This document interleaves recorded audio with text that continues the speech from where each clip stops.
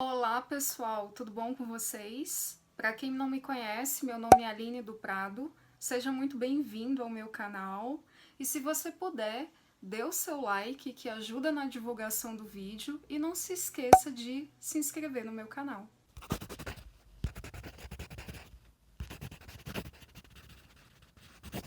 Bom pessoal, vamos lá. Hoje eu vou falar de um dos livros mais tristes e mais medonhos que eu já li em toda a minha vida.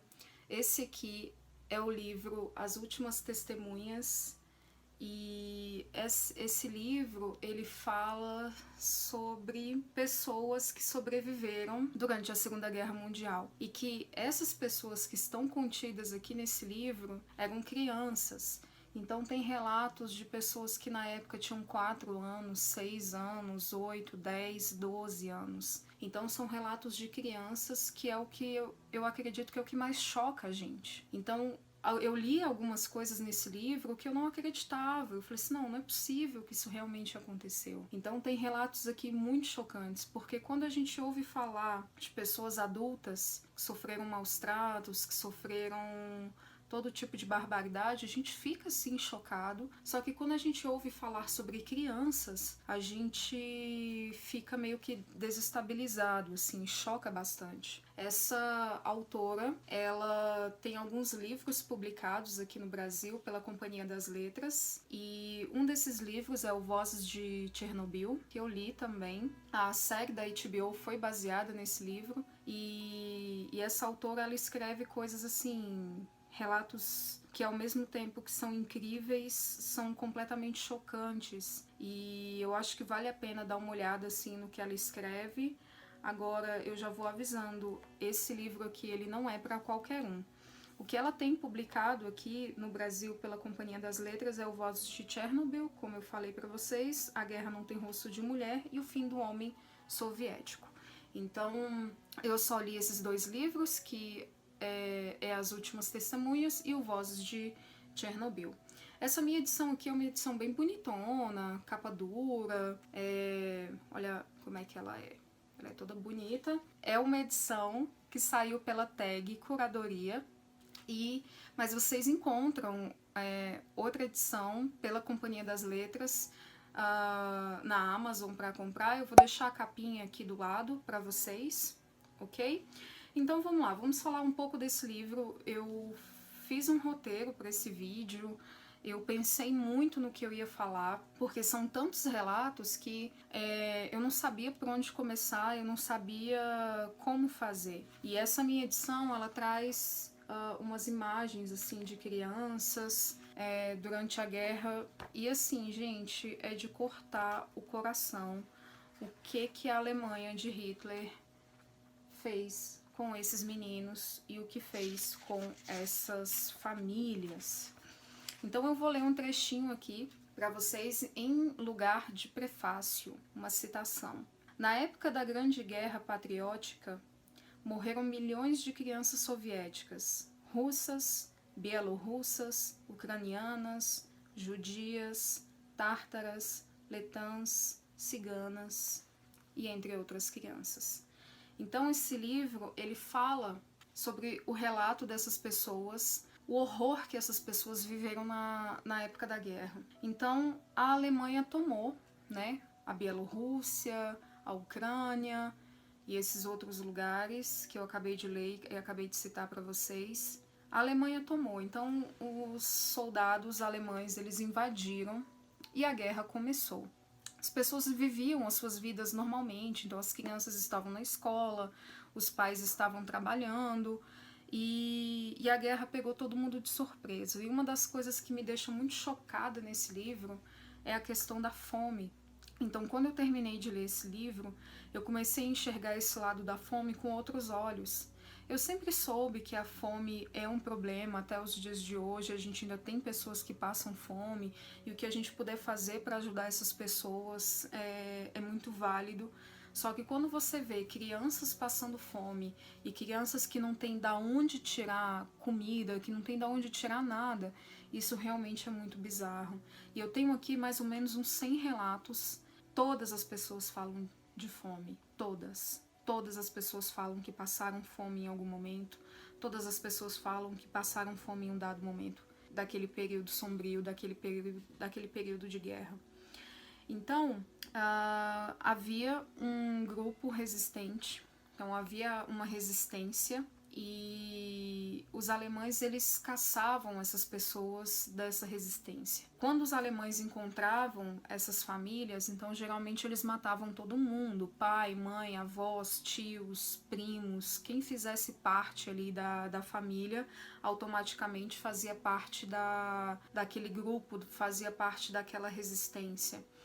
Então, crianças viram suas mães sendo espancadas, sendo estupradas, sendo fuziladas, né, em praça pública ou nas suas casas. Então a gente tem relato aqui de crianças que viram mulheres grávidas serem assassinadas por fazerem parte dessa resistência. A SS tomou mesmo a casa dessas pessoas e colocou essas pessoas para fora. Essas pessoas tiveram de fato que evacuar. E o que é muito louco é que eles não tinham, assim, piedade nenhuma com as crianças. Então há relatos aqui de que eles pegaram toda a comida, de que eles pegaram todas as roupas de frio e levaram para outros lugares.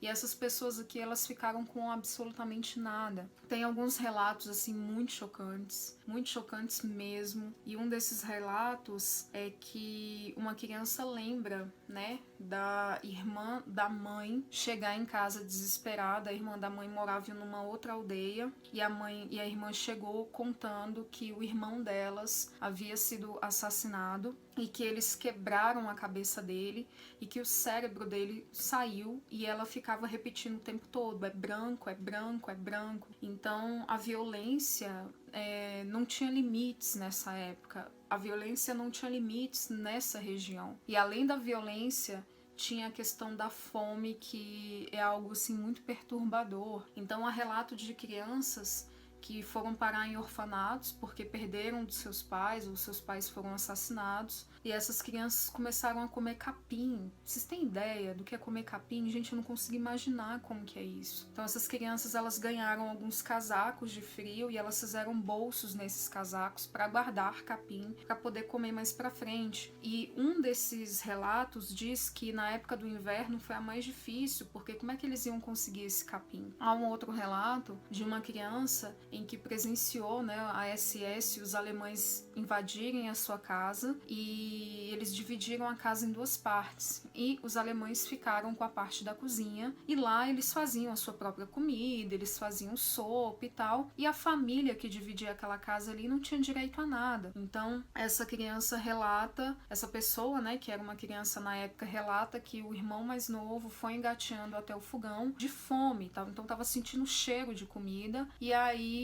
um dos guardas simplesmente pega uma panela de água quente e joga em cima dessa criança. Então, eu chorei muito com esse livro, eu fiquei chocada, eu fiquei embasbacada de como que o ser humano, até onde ele pode chegar, até onde ele chega para poder atingir os seus objetivos e passa por cima de todo mundo. Então essas crianças, elas já conseguiam reconhecer o barulho de uma bomba, o barulho de um avião, o barulho de um tanque. Então é muito complicado. Essas pessoas perderam suas casas, essas pessoas perderam tudo, eles não tinham o que comer. Algumas crianças foram enviadas para os campos de concentração, e há um outro relato de uma sobrevivente que, acho que na época ela tinha 12 anos, se eu não me engano, e ela se recorda de ter ido parar em um desses vagões para gado, para animais. Esse trem, ele estava indo para um dos campos de concentração, e lá eles não tinham nenhuma qualidade de vida, eles não tinham nada, eles não tinham onde deitar, eles não tinham onde sentar, eles não tinham onde fazer as suas necessidades, só tinham alguns baldes por ali, eles não tinham água, eles não tinham comida. E ela relata de lembrar muito, assim, de sede, de sentir muita sede, de sentir muita fome, e ela vê uma das meninas, né, que pega um dos baldes com urina, com xixi, pra poder beber de tanta sede que ela tava sentindo naquele momento. E aí depois ela acabou vomitando, colocando tudo pra fora. Então ela diz que ela se recorda bem, ela se lembra muito bem desse período, dessa época, o que é muito triste. E aí ela conta uma outra história em que ela se lembra de ter a mãe junto com a filha. E aí ela pensando, que bom que a mãe e a filha estão juntas, que bom que a mãe e a filha, apesar de estarem passando por tudo isso, elas estão juntas, elas conseguiram ficar juntas. E aí, em um dado momento, eles têm as suas cabeças raspadas e por conta da fome, a mulher acabou ficando muito magra, e aí ela tenta se aproximar da filha, ela tenta fazer um carinho, e a menina, tipo assim, ela vai afastando, ela, não, sai daqui, você não é a minha mãe é muito bonita. Ela não reconheceu a mãe com a cabeça raspada e magra daquela forma. Gente, é um livro, assim, que se você não tem estômago ou se você não tá no momento legal dessa quarentena, eu não recomendo. É um livro muito, muito, muito, muito triste. É um livro que vai te deixar pra baixo, é um livro que vai trazer alguns gatilhos, é um livro que, ao mesmo tempo que ele precisa ser lido, ele é muito brutal. Eu não consigo imaginar o que essas pessoas passaram. Graças a Deus eu nunca senti fome na vida. Eu nunca fui arrancada da minha casa, eu nunca fui arrancada dos meus pais. Então eu não consigo mensurar a dor dessas pessoas nesse livro. Eu não consigo, de forma alguma. E o que eu acho incrível é que pessoas que na época que tinham 4 anos de idade se lembram de detalhes, assim, chocantes. Eu lembro de pouquíssimas coisas de quando eu tinha 4 anos, eu quase não lembro de nada. Então, é muito triste. Os alemães também acreditavam que o sangue das crianças fazia com que os soldados eles se recuperassem mais rápido. E eles iam nos orfanatos para tirar o sangue dessas crianças, para poder passar para esses soldados. E eu falo, e assim, gente, eu não sei vocês, mas eu já doei sangue na vida e é algo assim que todo mundo deveria fazer, é algo muito bacana. Só que é tirada uma quantidade X de sangue, então você tem que se preparar, você toma um café reforçado depois, porque você, né, fica ali numa situação de vulnerabilidade, você não pode levantar de uma vez ali da onde você está sentado doando, você não pode ir sozinho, você não pode carregar peso no braço onde é tirado sangue.